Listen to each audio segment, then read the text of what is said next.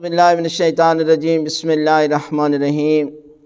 جمعہ کے دن کا ایسا عمل بتا رہے ہیں کہ جس کے ذریعے پروردگار آپ کے رزق میں، آپ کے کاروبار میں، آپ کے گھر میں، یعنی کائنات کی ہر جگہ پر پروردگار آپ پر رحمت نازل فرمائے گا۔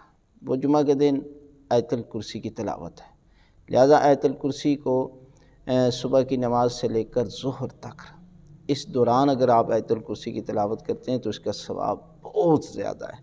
لیکن آپ نے کتنی مقدار میں پڑھنا ہے؟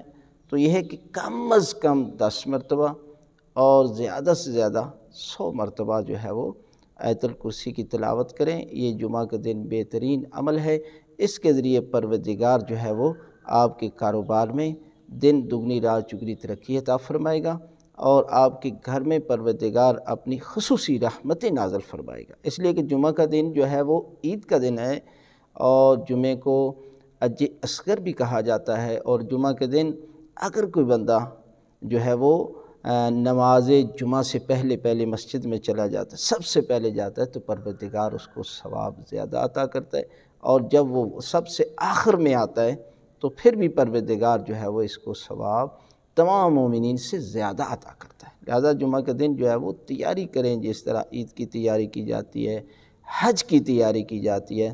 اس بہت بڑے دن کو پروردگار کی رحمتیں نازل ہوتی ہیں، اور ان رحمتوں کو حاصل کریں۔